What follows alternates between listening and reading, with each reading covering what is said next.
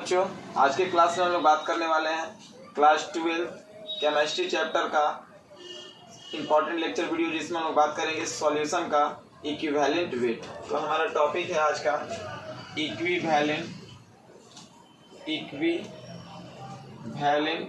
Wait के बारे में। तो सबसे पहले समझेंगे कि ये इक्विवेलेंट वेट होता क्या है। जैसे जनरली समझिए, जनरल लाइफ में हम लोग एक चीज़ देखते हैं कि किसी के पास अगर 3 रुपया हो, किसी के पास 4 रुपया हो, किसी के पास 5 रुपया हो, तो अगर तीनों को कम्प्लीटली मिला दिया जाए तो 5 4 9 3 12 रुपये होगा। तो किसी के पास कम था तो उसको दुख होगा कि मेरे पास कम है, ज़्यादा है तो उसको सुख होगा कि नहीं मेरे पास ज़्यादा पैसा है।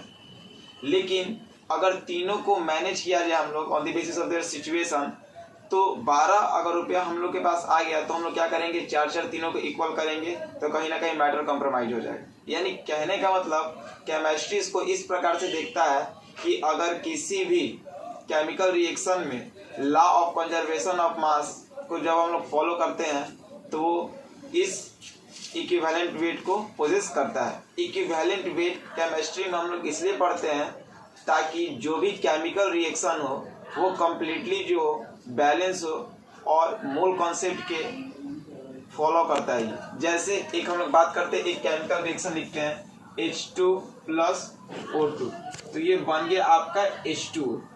इसमें H2 का कितना मोल है, 1 मोल है। O2 का कितना मोल है, 1 मोल है। H2O 1 मोल हो गया। लेकिन नंबर ऑफ एटम देख रहे हैं तो इसमें 2 है, इसमें 2 है, इसमें 2, लेकिन ऑक्सीजन 1 है। तो ऑक्सीजन को यहाँ पे अगर हम लोग 2 करते हैं तो यहाँ पे हाइड्रोजन 4 हो गया, तो यहाँ पे हाइड्रोजन को क्या कर देंगे हम लोग, 2 कर देंगे। तो यहाँ पे हाइड्रोजन का 2 मोल हो गया, ऑक्सीजन का 1 मोल हो गया, और यहाँ पे वाटर का कितना मोल हो गया, 1 मोल। तो ये क्या होता है, ये आपका law of conservation of mass को फॉलो करता है on the basis of their mole concept. ठीक है, मोल कॉन्सेप्ट को भी ये सिचुएशन के अनुसार मैनेज करता है। तो इसी टॉपिक को हम लोग बोलते हैं इक्विवेलेंट वेट। जैसे इक्विवेलेंट वेट जो टॉपिक है वो जनरली हमारा न्यूमेरिकल बेस्ड है। ठीक है, जैसे इक्विवेलेंट वेट से हम लोग एलिमेंट का इक्विवेलेंट वेट, कंपाउंड का और आयन का निकाल सकते हैं। तो चलिए हम लोग देखेंगे अपना टॉपिक इक्विवेलेंट वेट पे न्यूमेरिकल। अब जैसे आप लोग देखे होंगे तो एक चीज आपको पता होगा कि जो भी हमारा केमिकल स्पेसिस है, यानी जो भी हमारा केमिकल स्पेसिस है उसमें 3 ही चीज जनरली आता है। पहला तो आता है आपका एलिमेंट, दूसरा आपका आता है कंपाउंड, और तीसरा आपका आता है आयन। ठीक है, पता है एलिमेंट के छोटे पार्टिकल को एटम बोलते हैं, कंपाउंड के छोटे पार्टिकल को क्या बोलते हैं, मॉलिक्यूल्स बोलते हैं, और आयन के तो छोटे पार्टिकल को आयन ही बोलते हैं। तो केमिकल स्पेसिस पूरा 3 होता है, एलिमेंट, कंपाउंड और आयन। कंपाउंड यहाँ पे 3 रूप में आपका बढ़ जाएगा। जैसे फर्स्ट आएगा आपका एसिड, सेकेंड आएगा बेस, और थर्ड आपका आएगा साल्ट। एसिड पहचानने का तरीका है, तो हम लोग बात कर रहे थे कंपाउंड जो होता है वो 3 भाग में हो सकता है, एसिड, बेस और साल्ट। तो एसिड, बेस, साल्ट पहचानने का तरीका, एसिड के पास H+ आयन होता है, बेस के पास OH- आयन होता है, और साल्ट पहचानने का तरीका है लास्ट में आइड या 8 होता है। जैसे क्लोराइड, ब्रोमाइड, आयोडाइड, यहाँ पे फ्लोराइड नहीं होगा हाईली इलेक्ट्रोनिगेटिविटी के कारण। ठीक है, या जिसमें सल्फेट हो, फॉस्फेट हो, नाइट्रेट हो, क्लोरेट हो, यानी जिसके लास्ट में 8 आता है उसको हम लोग साल्ट पहचान सकते हैं। जैसे सोडियम फॉस्फेट लास्ट में 8 आया, सोडियम क्लोराइड लास्ट में आइड आया, तो इसका पहचानने का तरीका लास्ट में आइड या फिर 8 होता है। तो ये केमिकल स्पेसिस हुआ। और इसमें हम लोग बात करेंगे कि जैसे जो भी आपका एलिमेंट, कंपाउंड या आयन हो तो कैसे हम लोग निकालेंगे। इस टॉपिक को इक्विवेलेंट वेट को हम लोग इक्विवेलेंट मास के भी नाम से जान सकते हैं। अब जैसे अगर आपको निकालना होगा इक्विवेलेंट वेट ऑफ एलिमेंट, तो इक्विवेलेंट वेट को हम लोग डिनोट करते हैं ई से। अगर इक्विवेलेंट वेट निकालना होगा एलिमेंट का तो फॉर्मूला है, जिसका निकालना है उसका एटॉमिक वेट लिख दिया जाए, जिसका निकालना है उसका एटॉमिक वेट लिख दिया जाए बाई उसका वैलेंसी कर दिया जाए। ठीक है, चलिए कुछ इस पे हम लोग क्वेश्चन लेते हैं। अगर आपको इक्विवेलेंट वेट निकालना होगा किसका, सोडियम का, तो सोडियम का एटॉमिक वेट, सोडियम का एटॉमिक नंबर 11 होता है, तो एटॉमिक मास 23 होगा, बाई वैलेंसी। वैलेंसी निकालना आपको पता है, या तो पीरियोडिक टेबल के थ्रू ग्रुप पीरियड वाइज पता कर सकते हैं, या तो फिर जनरली सोडियम है तो atomic number 11, configuration 281, outer orbit में 1 इलेक्ट्रॉन, तो वैलेंसी 1। तो इसका जब वैलेंसी 1 होगा तो इसका एटॉमिक वेट कितना होगा 23 एटॉमिक वेट या मास, ग्राम होगा इसका यूनिट। तो सोडियम का इक्विवेलेंट वेट कितना आ गया आपका 23 ग्राम। अगर आपको निकालना होगा इक्विवेलेंट वेट मैग्नीशियम का, ठीक है, तो अगर मैग्नीशियम का आपको इक्विवेलेंट वेट निकालना है तो मैग्नीशियम का एटॉमिक नंबर 2 है तो एटॉमिक मास 24 होगा बाई, इसका वैलेंसी निकालना है मैग्नीशियम का तो ये हो जाएगा 2, 8 और 2, आउटर ऑर्बिट में 2 इलेक्ट्रॉन, इसका वैलेंसी 2 होता है तो 2 से 24 12 बार में कट जाएगा, तो ये 12 ग्राम इसका हो गया इक्विवेलेंट वेट। क्लियर है? तो ये हुआ सोडियम और मैग्नीशियम का। एक और हम लोग एलिमेंट का निकाल लेते हैं, जैसे अगर आपको दे देगा कोई अल्युमिनियम का निकालने का, अगर आपको दे दिया इक्विवेलेंट वेट अल्युमिनियम का निकालने का, तो अल्युमिनियम का एटॉमिक नंबर 13, तो एटॉमिक मास का 27 होगा बाई इसका वैलेंसी, तो अल्युमिनियम 13 के लिए कॉन्फ़िगरेशन 2, 8 और 3, आउटर ऑर्बिट में 3 इलेक्ट्रॉन इसका होगा, तो ये वैलेंसी इसका 3 से 27 9 बार में, यानी इसका इक्विवेलेंट वेट कितना ग्राम हो गया 9 ग्राम। तो जनरली आप लोग समझ गए कि अगर इक्विवेलेंट वेट एलिमेंट का निकालना है तो कैसे निकलेगा। ठीक है, अब हम लोग बात करेंगे अगला टॉपिक, जिसमें बात करेंगे equivalent weight of compound. Compound में पहला एसिड का, फिर बेस का, फिर साल्ट का। चलिए देखेंगे। तो ये फंडा है, ये फॉर्मूला है, इसको याद रखिएगा आप लोग। अगला बात करने जा रहे हैं हम लोग इक्विवेलेंट वेट निकालने जा रहे हैं किसका, एसिड का। तो इक्विवेलेंट वेट एसिड का निकालने जाना है, तो एसिड एक प्रकार का कंपाउंड है, तो इसका हम लोग क्या निकालेंगे मॉलिक्यूलर मास बाई, इसमें आएगा total number of displaceable hydrogen ion, या उसी को हम लोग एक नए टर्म से जानते हैं बेसिसिटी, डिनोट करेंगे एक से। जैसे बेसिसिटी क्या हो गया, जैसे एसिड आपके पास एक HCl है, H2SO4 है, HNO3 है, तो जब आप इसको ब्रेक डाउन कीजिएगा तो ये H plus plus Cl minus देगा, H2SO4 को तोड़िएगा तो 2H plus plus SO4 minus minus देगा, HNO3 को तोड़िएगा तो H प्लस NO3 माइनस देगा। जनरली आपको पता होना चाहिए कि चार्ज कितना होता है, तो इसको आराम से आप डिसोसिएट कर सकते हैं। तो इसमें आपको कितना डिस्प्लेसफुल हाइड्रोजन मिला, कितना निकला 1, तो इसका बेसिसिटी का वैल्यू x का वैल्यू 1 होगा, यानी इसमें x का वैल्यू 1 कर सकते हैं। इसमें कितना निकला 2, तो इसका बेसिसिटी का वैल्यू 2 होगा, यानी total number of displaceable hydrogen ion 2 हो जाएगा। इसमें कितना मिला 1, तो इसमें x का वैल्यू 1 होगा। ठीक है, तो ये अगर सिंपली एसिड अगर आपको दिया जाए तो आप उसमें x का वैल्यू निकाल सकते हैं, लेकिन कुछ कॉम्प्लेक्स कंपाउंड होता है तो सबसे पहले उसका स्ट्रक्चर बनाना पड़ेगा, तब पता चलेगा कि उसमें total number of displaceable hydrogen ion कितना है। तो चलिए सबसे पहले हम लोग इसका निकालते हैं इक्विवेलेंट वेट एसिड का। जैसे एक तो बता देते हैं आपको, जैसे अगर इक्विवेलेंट वेट आपको H2SO4 का निकालना होगा, H2SO4 का निकालना होगा, तो सबसे पहले H2SO4 का मॉलिक्यूलर मास निकालिए। तो H2SO4 का निकालिएगा तो 1 × 2 प्लस सल्फर का 32 प्लस ऑक्सीजन का 16 × 4 64, तो 2 प्लस 32 प्लस 64। ठीक है, तो जोड़िए इसको, 4 2 6 2 8 6 3 98, यानी इसका मॉलिक्यूलर मास 98 आया। बेसिसिटी x का वैल्यू यानी total number of displaceable hydrogen आया, तो H2SO4 को अगर तोड़िएगा आप तो ये क्या निकलेगा 2H के ऊपर प्लस प्लस SO4 के ऊपर माइनस माइनस, क्योंकि एक हाइड्रोजन के ऊपर एक प्लस, तो यहाँ पे 2 हाइड्रोजन है तो 2 प्लस, और सल्फेट का वैलेंसी -2, तो total number of displaceable hydrogen ion कितना मिला 2, तो यहाँ पे हम लोग कर देंगे बाई 2। तो जैसे ही यहाँ बाई 2 करेंगे तो ये 2 से कट जाएगा कितने बार में 49 बार में। तो इसका इक्विवेलेंट वेट सल्फ्यूरिक एसिड का कितना आ गया 49 ग्राम। एक और एग्जांपल देख लेते हैं इसका।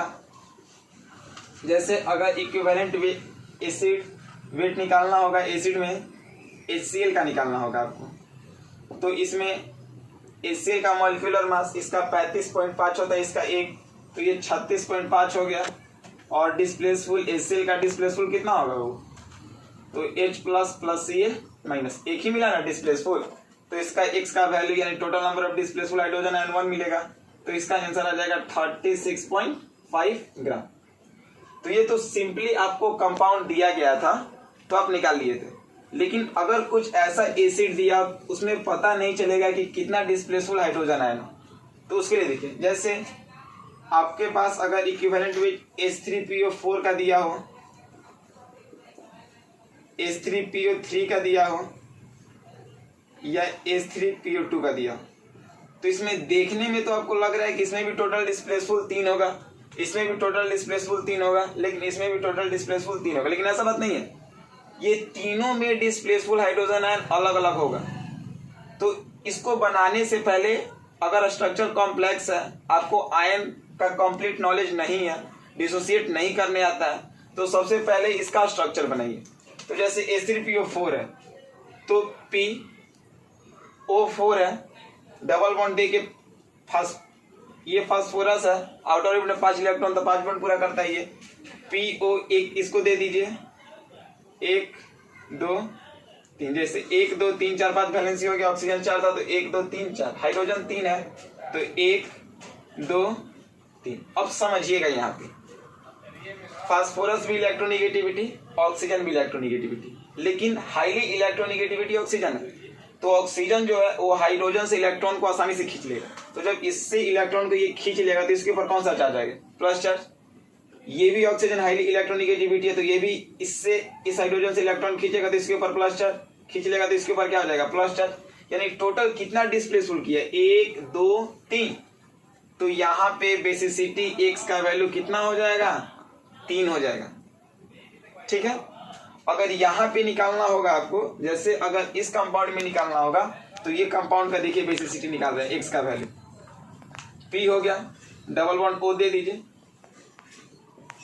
3 था 3 दे दिए, लेकिन फास्फोरस का 5 बॉन्ड होता है तो 1 2 3 4 हुआ था, एक और देना है तो एक और दे दीजिए बॉन्ड, तो ये 5 पूरा करेगा ही। हाइड्रोजन इसके पास 3 है, ठीक है।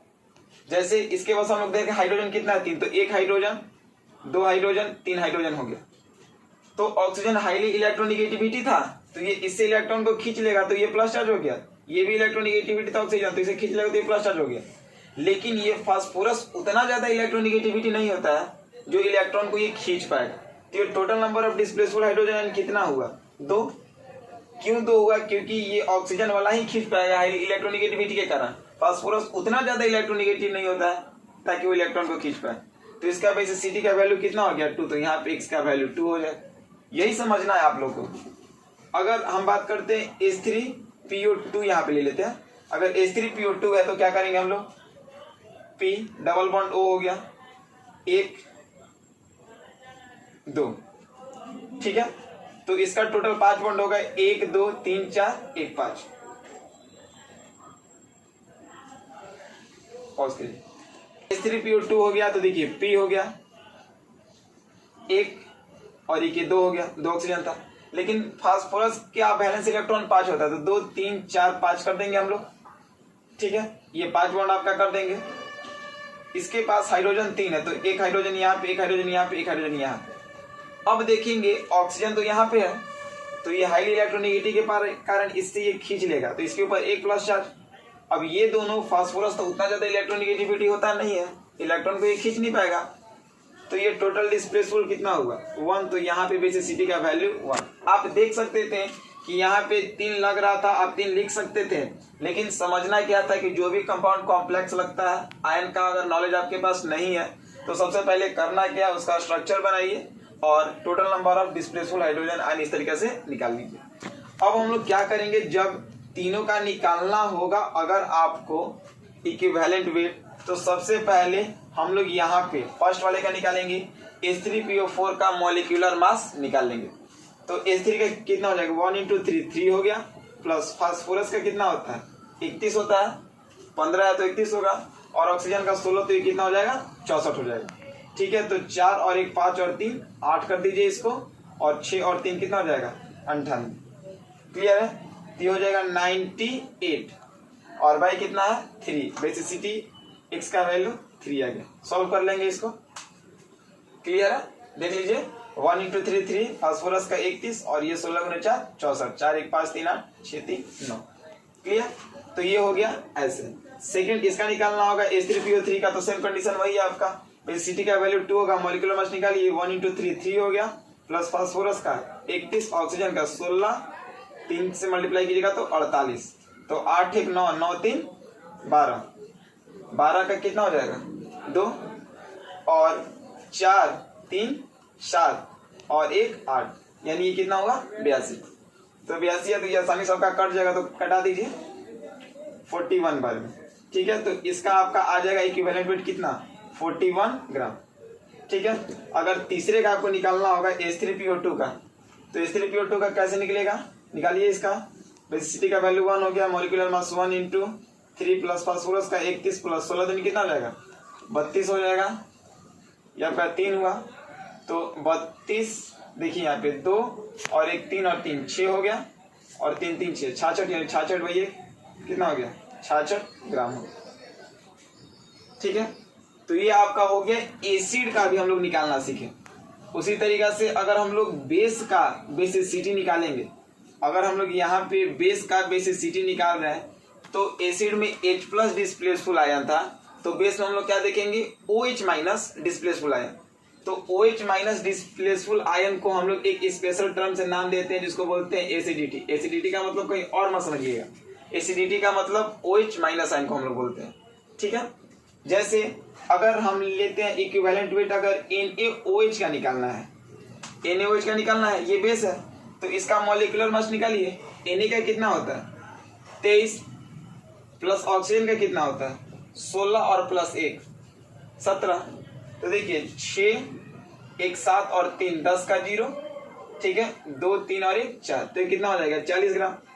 और NaOH में NaOH को अगर आप डिसोसिएट करते हैं तो Na के ऊपर प्लस और प्लस OH के ऊपर माइनस, यानी डिस्प्लेसफुल OH कितना था 1, तो एसिडिटी का वैल्यू कितना होगा 1, तो 40/1 को हम लोग बोल सकते हैं 40 ग्राम।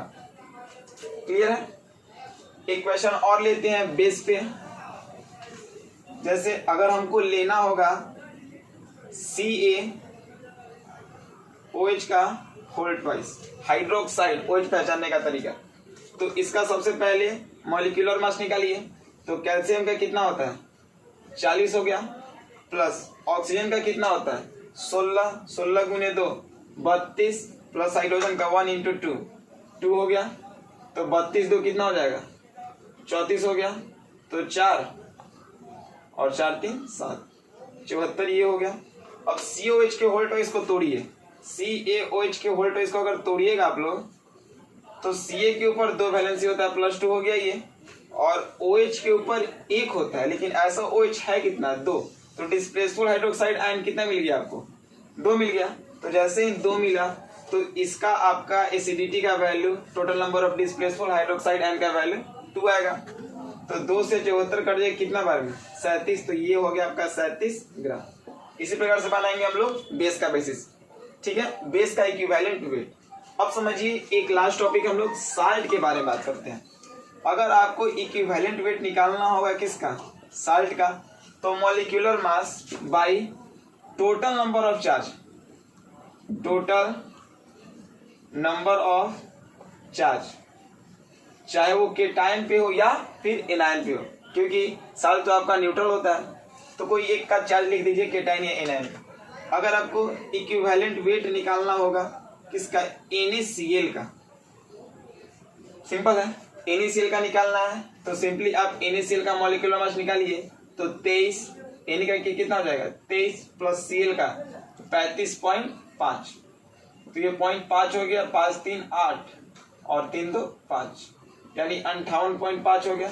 अब NaCl को आप तोड़िएगा, डिसोसिएट कीजिएगा, तो Na के ऊपर प्लस प्लस Cl के ऊपर माइनस, तो या तो इसका चार्ज या तो इसका चार्ज, को एक ही लिखोगे आप।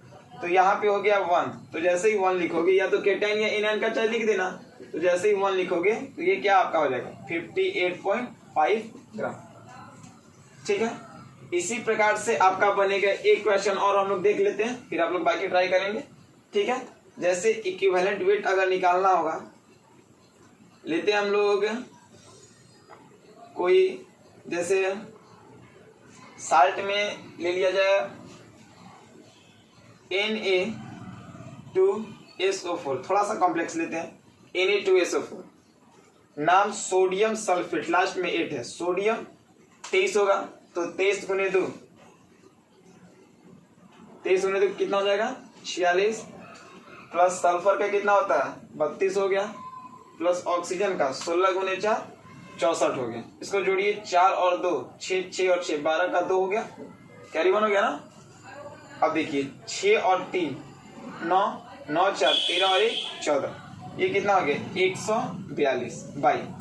इसको तोड़िए तो Na2SO4 को आप तोड़िएगा तो यहाँ पे Na के ऊपर प्लस, लेकिन Na है कितना 2, तो ये पे 2Na के ऊपर प्लस हो जाएगा, प्लस सल्फेट के ऊपर 2 माइनस चार्ज होता है, तो कोई कैटायन या एनायन का चार्ज लिख दीजिए, तो यहाँ पे हो जाएगा 2, तो ये 71 ग्राम इसका हो गया। ठीक है, तो आज के लिए इतना ही करते हैं, आगे करते हैं नेक्स्ट लेक्चर वीडियो। ओके।